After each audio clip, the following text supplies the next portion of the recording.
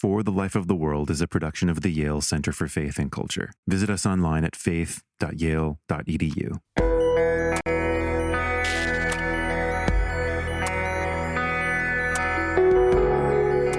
One of the things that these conversations about patience had started to clue me into was the importance of being attuned to the proper activity or thing for which this time is. The bedtime routine with my children, that time, thinking of it as somehow commensurate with work productivity time would be a category mistake of a sort. It would be an unfaithfulness. And so that impatience derives from a lack of attentiveness to the temporal texture of our lives in relation to God. It makes it hard to chatter about patience. It, for me at least, stands as an important chastening. This is not a kind of puzzle to be kicked around. It is certainly not a kind of tool to be acquired and employed for the sake of one's own purposes. There's something far deeper and graver, and because of that, more closely connected to joy. This is For the Life of the World, a podcast about seeking and living a life worthy of our humanity.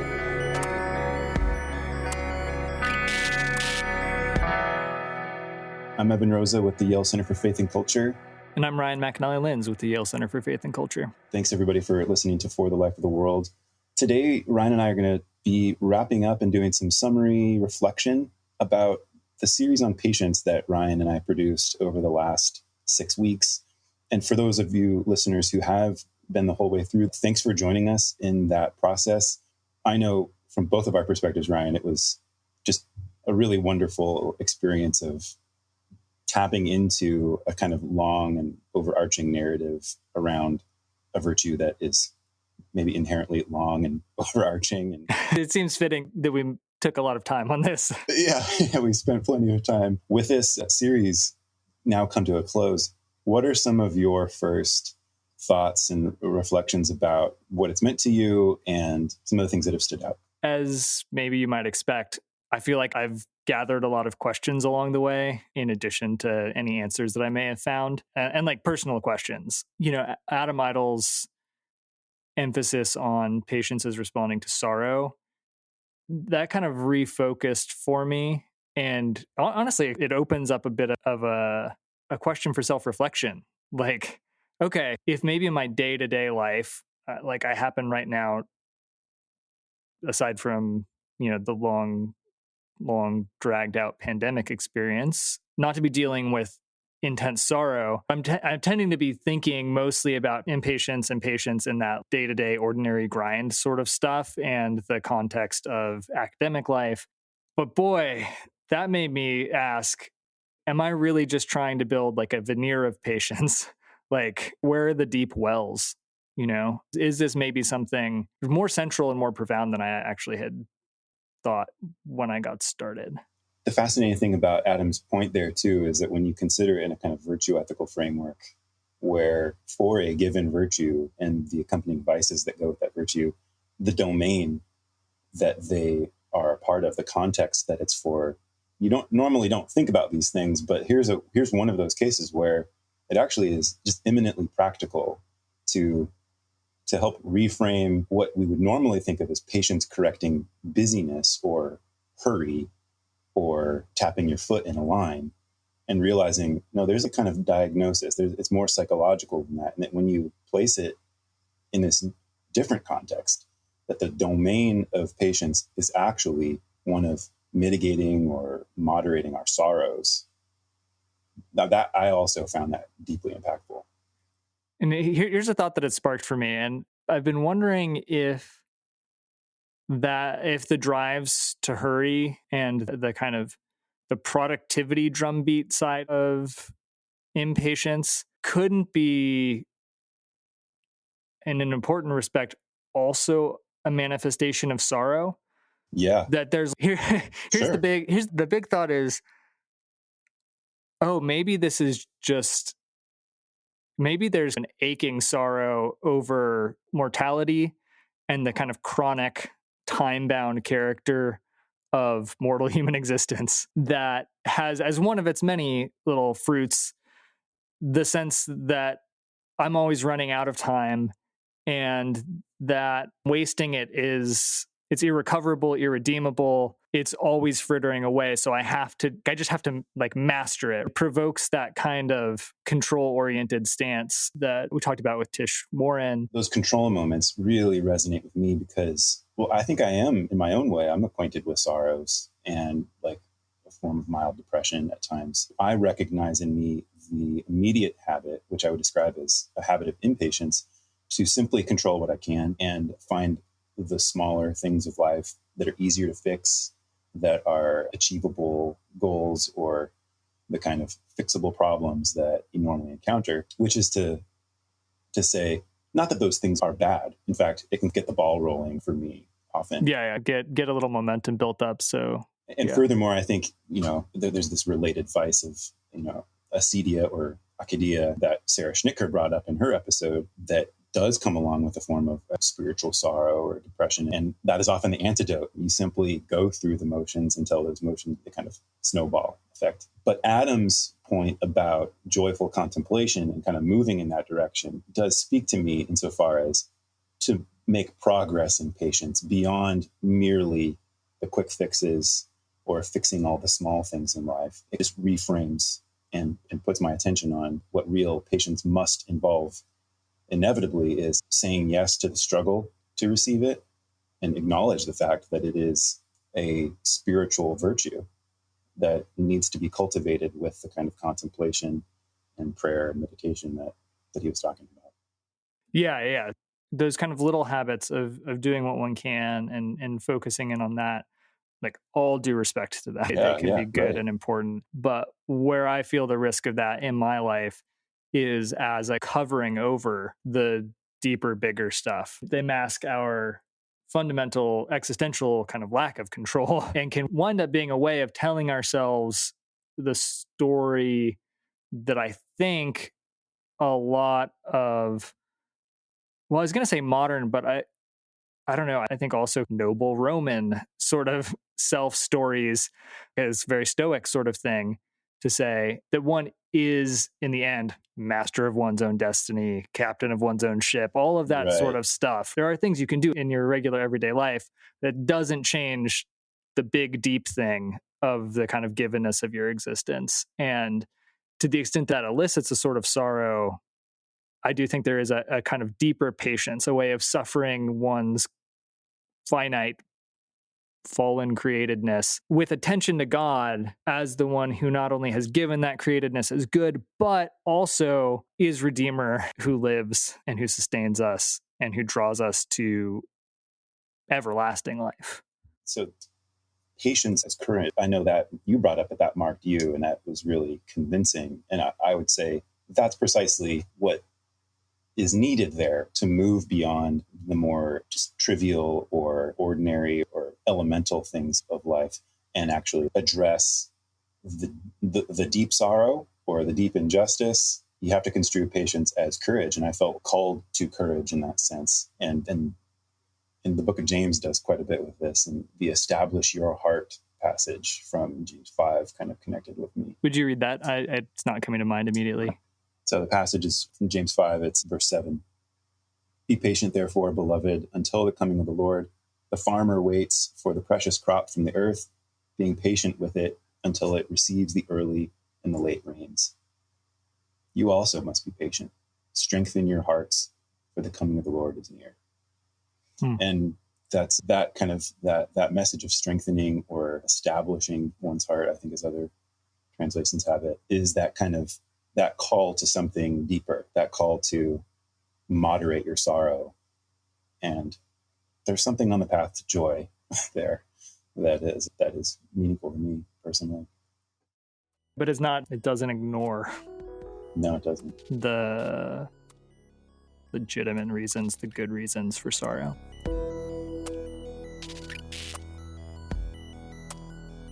You were recently telling me about this experience you had around a campfire. Yeah, to pull it back to where my thinking usually is.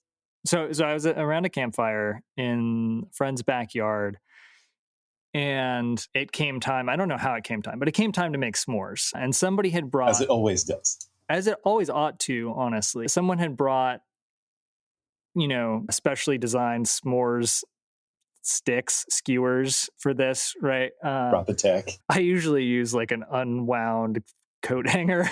and somebody had brought the massive marshmallows. They're what, like 2.5 inch diameter and a good 2.5 or 3 inches long. They're large. And so my friend Tyler called over a marshmallow, got it on his skewer, and I watched, honestly, in just complete awe, as Tyler sat by the fire, his marshmallow perched on his hand, the skewer, and he rotated it at a constant rate, never stopping, never moving it up or down with respect to the fire, just a constant rate, as though he were like the rotisserie machine at the grocery store, carefully attending to how it looked with each revolution. Waiting and waiting. And he roasted this marshmallow for, I kid you not, 4 or 5 times as long as I have ever roasted a marshmallow in my life. In my family, there's a lot of burning happening. No, I mean, we're 30 seconds on the tops. Yeah, as how fast can you get the marshmallow done? Ideally without scorching it, but if you've got to scorch it, you do, right? Yes. But he did this when at long last it was this perfectly uniform golden brown on every single side. He took it off. He got some of the chocolate. He carefully opened the marshmallow and slid the chocolate inside so that the chocolate would melt inside the melty marshmallow. Man, this tutorial is... I know. You did not realize, podcast listeners, that you would get a s'mores tutorial in this little coda on patience. Put it between the graham crackers and it was done. And this whole time, having been working on this series on patience, I was sitting there having a surprisingly spiritual experience. It struck me that Tyler kind of understood that the kind of human participation in generating created goods requires an understanding of the time that takes and a devotion to that time. There was no foot tapping going on. I find myself always running ahead to the enjoyment of the s'more and wind up with a lesser s'more as a result. And this might be overstretching it, but I grew up in a church background that made a lot of the Kairos, Chronos distinction, these two types of time. Why don't you rehearse it here just in case others have not grown up in such an environment? Roughly done is something along the line. Chronos is like clock time, tick tock, there it goes. And Kairos names the kind of the fullness of a time for a thing, it being the opportune moment. So for Michael Jordan, the closing seconds of a playoff basketball game is a Kairos moment for a great shot. There is a clock, there's chronic time going on there, but on a different plane. Those Michael Jordan, Damian Lillard, these folks have that kind of, they're tapped into a different kind of time. That's the same kind of time that my dad probably was referring to when there's 4 seconds left in the game and you just keep saying, there's plenty of time. There's plenty of time. Right. There we go. And so that's Chronos and Kairos. And so when it, it'll say something like, in the fullness of time, God sent his son. That's a kind of Kairos kind of time. And I was thinking about this in observing my friend Tyler, because it seemed to me that on a kind of purely chronic account of things, there's not much to be said for spending a lot of time on that s'more. The question of opportunity cost is all consuming, because it's always, what's the most advantageous thing that could be done with this time? Time is always slipping away. And I found myself thinking that maybe one of the things that these conversations about patience had started to clue me into was the importance of being attuned to the proper activity or thing for which this time is. A less uniform account of time that says, for instance, the bedtime routine with my children, that time is for that. And so thinking of it as somehow like commensurate with work productivity time would be a category mistake of a sort. It would be an unfaithfulness. And so that impatience derives from a lack of attentiveness to the temporal texture of our lives in relation to God. I think this is observable for any parent doing the bedtime routine. And hipsters might want to say, like, the slowness with which you brew coffee, or driving the slow lane intentionally, or just taking a deep breath at the line in the supermarket, or whatever. I think constantly being on the lookout for those passages of time that create opportunity. That's an element of what's going on in patience here, and is representative in the marshmallow s'more story. But I think it's one of those ways where it's constantly being mindful of that, constantly being drawn into that, and being given a different way of seeing the ordinary elements of life, a different way of seeing things that we would normally rush through.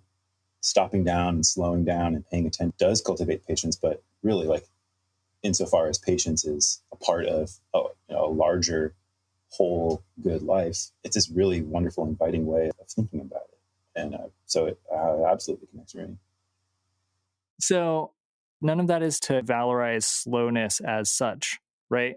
Because there are moments that are for swift action. And I think it's good to be released to realize that there can be patient hurry, an attentiveness to a rhythm that's not a lockstep beat. So it is not the consistent thump, but more the kind of rhythm that you get over the course of a classical symphony, where passages will slow down and speed up. And it's a matter of being attuned and in step to that, rather than saying just slow the whole thing down. Yeah, that's interesting. One of my thoughts about what patience does as a moderating virtue, and this is where I'm going to get real geeky audio nerd a little bit. So some people, this might be over your heads. Sorry about that. But you also get to learn a little bit about what a compressor does in audio. And what a compressor often does is you set a threshold. And there are different types of compression, but you set a threshold, and then every time the audio signal peaks above that threshold, the compressor kicks in. And what it does is it just moderates or mitigates the sound signal that's coming through. And basically, like, what cultivating patience can be for an audio engineer is appropriately setting the threshold for how much sorrow rightfully belongs in our life, how much urgency rightfully belongs in our life. And then you really just need to adjust the compression to be sensitive enough. And that's, like, a lot about what a kind of virtue ethical approach is anyway, is a context sensitivity to moderate our passions and moderate, in this case, our sorrows, and allow for some additional production, so to speak, to overlay on those signals and attenuate them and bring them back down so that they sound real nice in a life that goes well.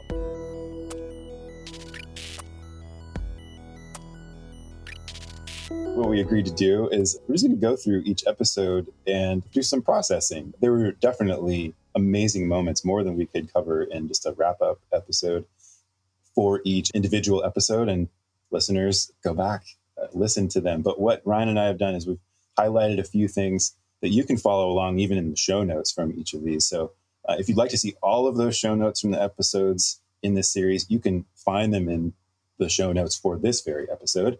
And we're just going to roll through some of those, some of the quotes, some of the points that our guests made that seemed to be particularly interesting. And we're going to start with Andy Root of Luther Seminary. All right. So I wanted to pick out this one quote from what Andy said that struck me as really, really insightful about one of the many perverse ways that we relate to time and busyness in certain social contexts these days. He said, "To say that I'm busy is to indicate that I'm in demand." We talk to each other, like, especially in academia, you're like, "Hey, how are you?" You're like, "I'm good. I'm busy. I'm good." And they both communicate something. Like, they'd be like, "Yeah, I'm doing good, but I'm busy." And then in some sense that is correlated with the goodness of my life is going good because I'm busy. And in a lot of fields, but particularly in academia, the response of, yeah, things are good. I have really nothing to do. And I have so much space and I'm really not in demand. No one is really asking me to present papers, or no editors ask me to write a chapter for a book. That can communicate that something's wrong in a lot of fields, but I think particularly in academia, that to say that I'm busy is to communicate that I'm in demand, that I'm reaching out into the world, that people want my performance of the self in some ways, that I'm performing well because I'm busy and because I'm in demand. I have some people looking at me or aware that I'm performing this. So busyness becomes, like you're saying, a measure of the good life. So I get fewer emails than a lot of the people I know, than most of the people I work with. And I should take that as a good thing. I don't actually know anybody who's like, you know what, I get so many emails. It's a great thing for my life. But I would be lying if I didn't say every once in a while, I have a twinge of self-worth anxiety, right? Like, why is everybody else getting more emails than me? Like, why aren't there a bunch of people asking for my time today? And I think Andy puts his finger on that there's a kind of time gets bound up with our like status and recognition competition that's so prevalent in particularly highly educated social spheres today, professionals and whatnot. So that struck me as really important. Does that resonate with you at all? It does. I think the desire to be in demand is that desire to be significant for something and for someone. And what's fascinating about this is, when you pair that with what Andy said about the sacred weight of time and resonance, which are the correctives to feeling like, or to baptizing our busyness. And it really points out the importance of feeling in demand for the right reasons.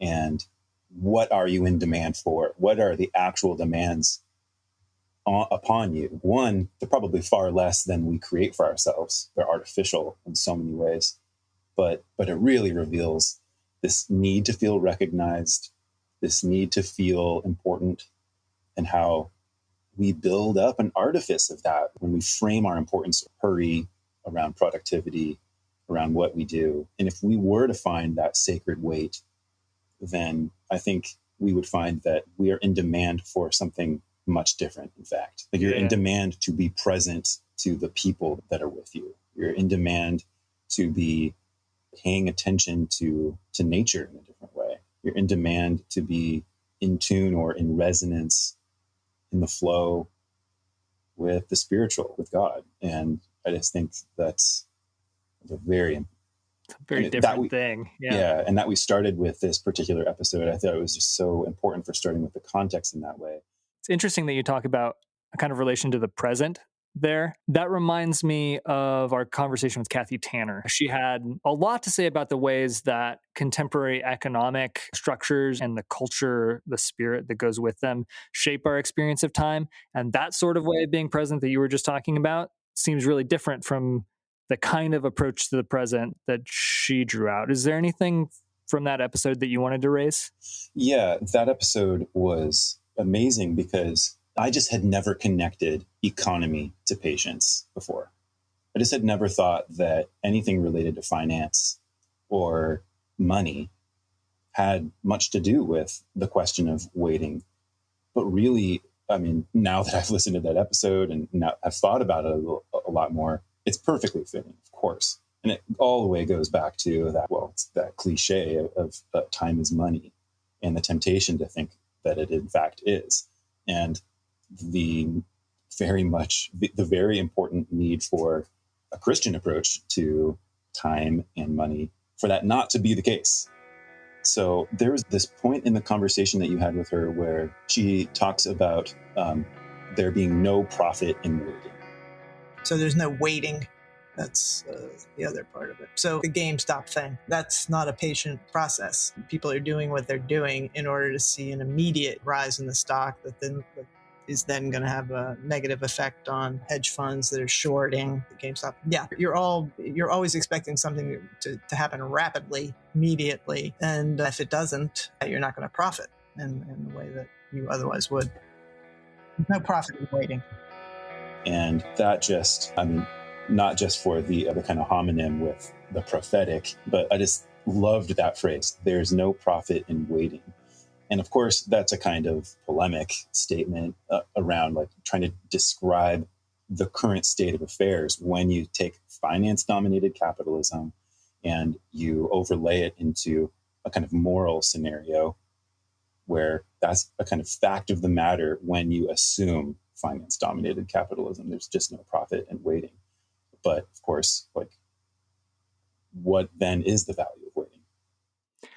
Yeah, and it's, I mean, we're very much at risk here of taking something that Tanner said in a defined context and with where she's right and turning it into sort of like a truism. So Thank you for pulling me let's back. acknowledge that caveat, but then go on to say that it aptly captures a widespread sense, sort of that those economic scenarios where that's true, where it's no longer the case that the profit isn't precisely in waiting for the fruition of your investment, but now happens in a more bang sort of tight attachment to every single fluctuation of the moment, that those sort of economic relations, they seem to illumine something that's true about life, right? They play into the sort of cultural scenario that our conversation with Andy set up.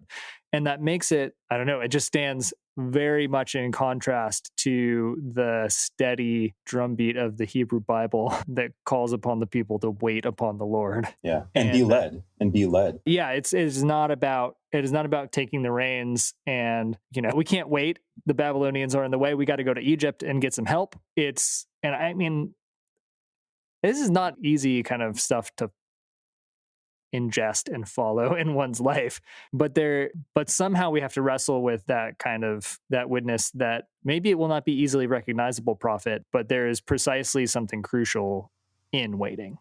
Yeah. And one of the other elements, the key takeaways in your conversation with Kathy for me was about stability, that we live in this volatile world, and this is what set up our episode on God's patience, which we'll talk about next. But that stability and steadfast love, that steadiness that you're referring to, I think one of the quotes that also stood out to me from Kathy was, something has to hold firm in order for you to take risks. There are sociologists and political theorists who talk about something has to hold firm in order for you to take risks. And that means risks that have to do with unreliable people and blah, blah, blah. So that it's not an either or. You direct all your attention to something that is risk-free or that is completely stable or eternal or whatever, but that they're connected to one another, that in virtue of being committed to a God who doesn't change and who's stable, that enables you to throw yourself into an unpredictable, volatile, fallen world and not feel that you're going to be destroyed by that.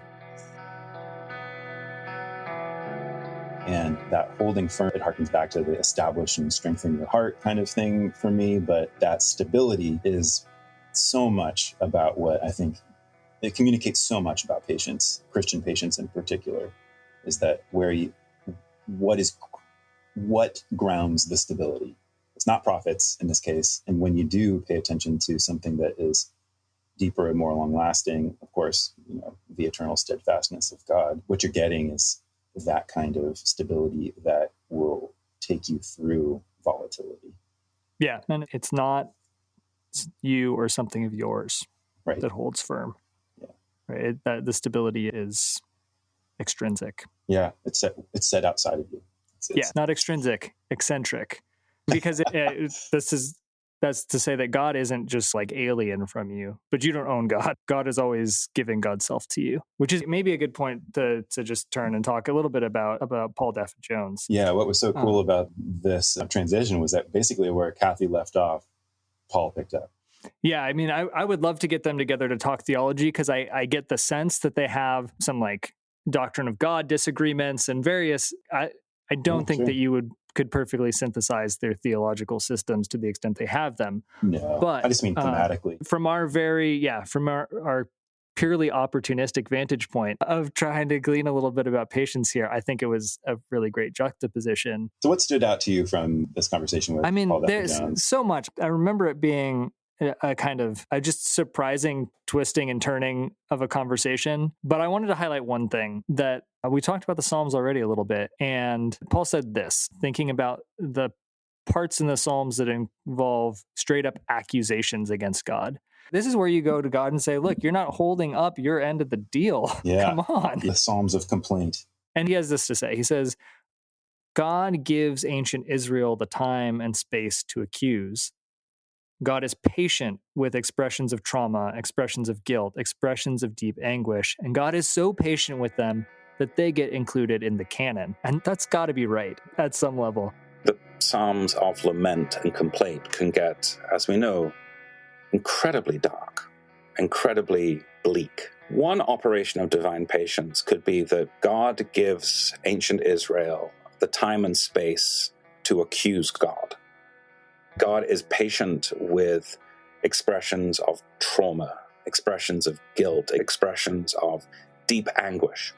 And God is so patient with them that they get included in the canon. Like some of the most powerful, skeptical, doubtful, angry moments are found in the Psalms. So God's letting be at this moment and letting happen includes within it God's honoring of grief and trauma, such that those moments become part of the scriptures. This is not an easy thing to pull into a system by any means, but the fact that in some respect, the word of God includes the people of God's accusation against God is remarkable. It is. And it's remarkable in part because what we need to remember here is that it's this episode is about God's patience. And we thought like we would go God's patience and then human patience. But what's fascinating, what's exposing itself to me even right now is that's God's patience in response to human impatience as well. So we're impatient with our trauma and impatient with our anguish, and we want things to get better. We're impatient with injustice. We can't wait, but it's fascinating to see the response there and that they're present in the scriptures such that they can formulate a life of prayer and a life of meditation. And, there's some really fascinating psychology as well about being angry with God. I'm not aware of this. Yeah. There's a psychologist named Julie Exline who specifically works on basically the impact of doing just this kind of thing on one's well-being. And it turns out that it's overwhelmingly positive, something that we're normally quite afraid to do, quite afraid to get angry with God. There's really interesting evidence that it's an important part of one's emotional life to be able to express that even toward God, and often helps people get through trauma much better. Huh, that's fascinating. That seems like it might get us at least relatively close to the kind of perceptive psychological remarks we got from an ethicist, Adam Idle, in our conversation with him, thinking about Thomas Aquinas on patience. And I mean, that was a powerful episode because of his personal experience over the last couple of years.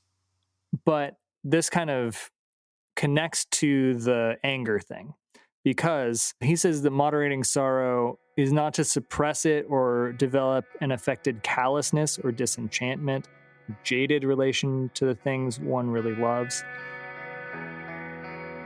Sorrow, if it's not checked, can easily devolve into anger, hatred, and fear. What it means to moderate sorrow isn't to suppress it or to develop some kind of affected callousness or disenchanted, jaded relation to the things that one actually really loves.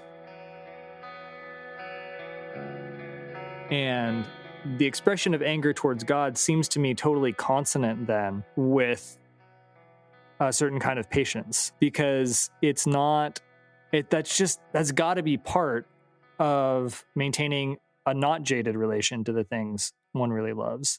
It's got to be part of living in a world that's in important respects out of joint.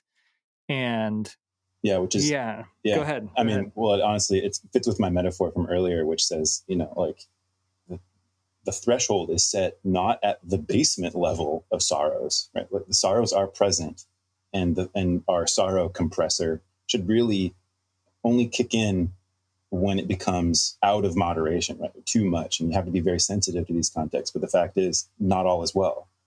And these sorrows, there are realities to them. And so the expression of them is part of the whole emotional picture of what it means to be human. And this particular quote from Adam, I feel like is very hard won. And that's one of the things that marked me about the conversation with Adam. I know that you two are close friends as well. And he was very open and vulnerable in his episode, talking about the loss of his son to stillbirth. And that was a very moving and poignant moment for me, where I feel like his other comment around you can really only say something about patience from within the struggle to receive it. As I was trying to finish this chapter on patience, our son was stillborn. He was 39 weeks. And some change. His umbilical cord was wrapped around his neck and he died. And that hit me like a truck, and then a bolt of lightning, and then a tsunami, and, wash, rinse, repeat. It was, I'd never experienced something so traumatic. And it whittled us down to nothing. And if it were not, I think, for all the thinking I'd been doing, the writing that I'd been trying to do about this virtue, I don't know how I would have been able to withstand the onslaught of the sorrow. Again, hard-won words. Very difficult to be able to say that with the kind of historical experience that he and his family's gone through. It makes it hard to chatter about patience. Yeah. And I think it for me at least stands as an important just chastening. This is not a kind of puzzle to be kicked around, or, I mean, it is certainly not a kind of tool to be acquired and employed for the sake of one's own purposes. There's something far deeper and graver, and because of that, more closely connected to joy than all that. Yeah, I think that's right. And I think that's an important reason to foreground our next episode, which was on the psychology of patience, in particular, like the positive psychology of patience. And the reason I'm saying it's important to have a kind of comment like that from Adam first, and your point about, well, really the inability to chatter about it, the inability to merely instrumentalize it to make one's subjective well-being increase or something like that. You have to foreground it with the kind of existential struggle before you start talking about the benefits of it or the measurement of it. And yet I feel like the conversation with Sarah Schnittker, a psychologist at Baylor, I feel like she brings so much theological and philosophical sensibilities to the definition of patience that she's trying to measure, but also the exploration of it, that serendipitous kind of connection point where, she's a psychologist, she's coming at it from a scientific perspective and wanting to measure patience and find ways to create interventions based on that research such that you can implement a practical way of becoming more patient, but fitting that we first could hear from Adam and be grounded in that deeply existential struggle that kind of helps us to understand the weight, again, the sacred weight of what is at stake. Could we talk for a minute about a kind of conundrum that Sarah's presentation of a kind of structure for a patient's intervention brought up for me? Yeah. So she laid out Three basic steps: identify, imagine, and sync. It requires patience to have a lot of patience. This is a famous quote. It's not something you can snap and have overnight. But our research suggests there are strategies that we can implement to help people become more patient. So an easy way I like to talk about this, even though it's not an easy process, is the identify, imagine, and sync steps. So first, it's important that people actually identify what they're feeling when they're in a waiting situation or suffering or frustrated, and to identify that and not necessarily have judgment of it, but just to say, okay, this is what's going on. And then what we like to talk about is then start using your imagination to think about the situation in a new way. So the fancy word for this is cognitive reappraisal. And there's many studies showing that cognitive reappraisal is one of the most effective ways to regulate our emotions. And then that leads to really this third step of syncing. And here I mean sync with your purpose.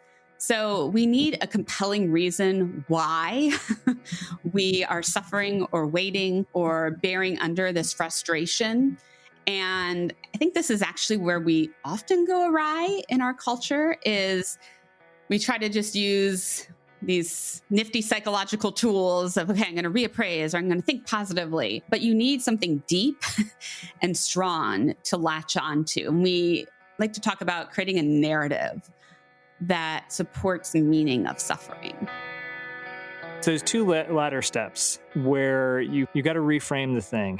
You got to put it in a different light. That I find myself thinking, well, sure, but that can only work if you actually recognize that different light to be a truer light.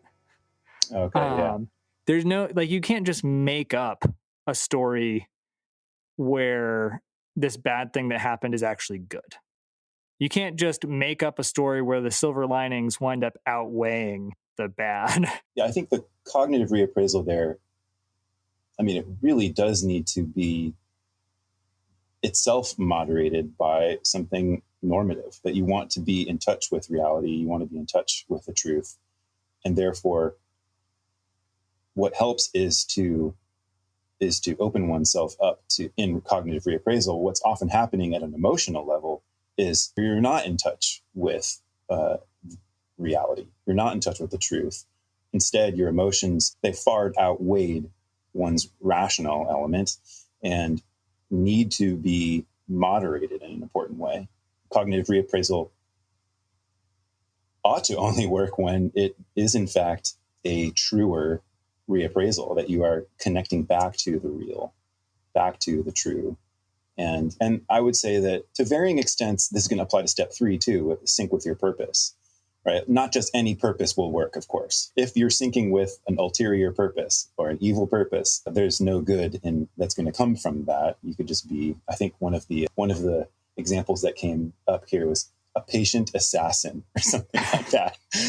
Right. No, that's, yeah. And that's a perfect, yes, very patient, willing to wait, moderating the emotions. Indeed, we could call them patient, but this is the important sense that you have to unify them toward an overarching good. And so, I mean, I wonder what she would say about that. That might have to be an open question that we're left with. Last conversation we had was with Tish Harrison Warren. What jumped out at you from that one? Gosh, that I wish he was my priest.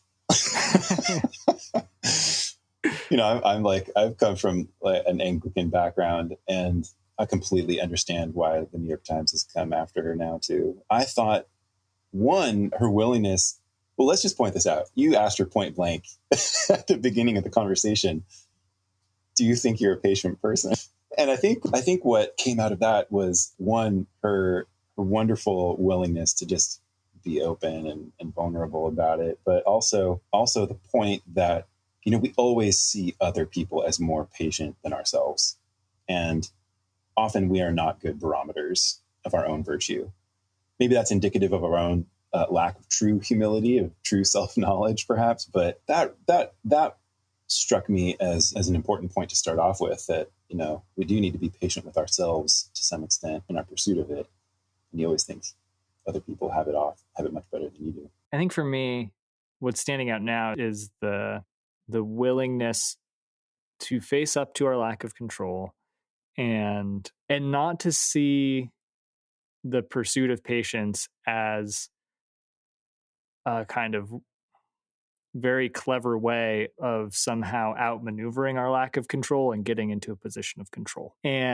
But instead to seek imperfectly, haltingly, often not very well, to live in a way of being willing to be led and then I don't know how much time you have spent in your life seeking the leading of God. In my experience, for whatever reason, if reason is the right category here, it's not the sort of thing that tends to just come right away. It's not the sort of thing that tends to come in like absolute clarity when you want it. And so the kind of seeking to be led is in large measure a matter of wait and attending and being frustrated by it and being led even in and through that. Yeah, and that's that related virtue of meekness that is implicated there. And I wanted to replay her reading of that Hans Urs von Balthasar quote. So let's listen to that. Some of what Christian patience is rooted in is the idea that time is not ours, even our time, the moments and days of our life ultimately belong to God. So Hans Urs von Balthasar has this great quote. This is what I was thinking of when the whole time you were asking me this question is he says, God intended man to have all good, but in God's time, and therefore all disobedience, all sin consists essentially in breaking out of time. Hence, the restoration of order by the Son of God had to be the annulment of that premature snatching at knowledge, the beating down of the hand outstretched toward eternity, the repentant return from a false, swift transfer of eternity to a true, slow confinement in time. Hence, the importance of patience in the New Testament, which becomes the basic constituent of Christianity. More central even than humility, the power to wait, to persevere, to hold out, to endure to the end, not to transcend one's own limitations, not to force issues by playing the hero or the titan, but to practice the virtue that lies beyond heroism, the meekness of the lamb which is led. I love that quote, Ryan, just because, it's beautiful language, but the virtue that lies beyond heroism is meekness. And what Hans Urs von Balthasar is offering us here is something that I really think speaks to the cultural moment we're in, where we're just constantly tempted to transcend our limitations. And so this is really about control. This is her point about control. And the transcendence of our limitations is on offer all the time with respect to knowledge. We have awareness of world events like we never have had before. We can get things extremely fast using the computer in our pocket. And meekness is, it's this related, underappreciated virtue that's similar to patience. And one of the things that I remember hearing about meekness from a sermon probably a long time ago is that there is a strength to meekness, that it's controlled strength.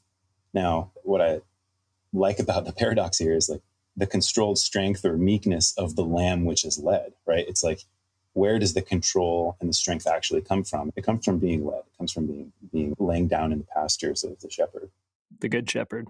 Indeed. Any other closing thoughts from you? There's a temptation to try to wrap a bow on it, but I think that would be somehow not in keeping with the untidiness of things. And so if we can end it here, in a sense, unfinished, that seems about right to me. That's fine with me too. Ryan, thanks for joining me for this. And really, I just want to say, on behalf of all the listeners too, thank you for initiating this particular series. I think it really is so fitting that we did it at this point in the pandemic, but it's one of those timeless questions, no pun intended, that we need to be continually reminded of. So thanks for having the attention to and the need for these kinds of reflections on patience. And thank you for producing this, putting it all together. And thanks to everyone who's listening. Thanks, everyone. Over the next few weeks, what we're going to be doing is preparing for a kind of fall launch of the podcast. And so we're going to be running a few conversations like this that are a little more open-ended, a little more free-flowing. And starting on October 2nd, you can look for an episode featuring philosopher Charles Taylor. Ryan and Miroslav Volf interviewed him recently, and we're really excited to share that with you all. So subscribe if you are not yet a subscriber. And if you are already a subscriber, thanks everyone for listening. And we'll be back with more next week.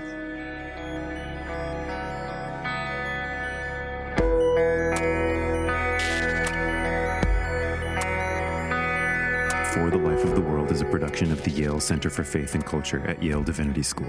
This episode featured Ryan McAnnally-Linz and me, production assistants by Martin Chan and Nathan Jowers.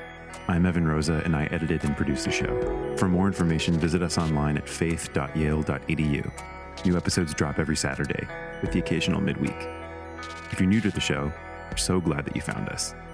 Remember to hit subscribe so you don't miss any episodes. And if you've been listening for a while, thank you, friends. If you're liking what you're hearing, I've got a request. Would you support us? It's pretty simple, really, and won't take much time. Here are some ideas. First, you could hit the share button for this episode in your app and send a text or email to a friend or share it to your social feed. Second, you could give us an honest rating on Apple Podcasts. How are we really doing? Finally, you could write a short review of the show in Apple Podcasts. Reviews are cool because they'll help like-minded people get an idea for what we're all about and what's most meaningful to you, our listeners. Thanks for listening today, friends. We'll be back with more this coming week.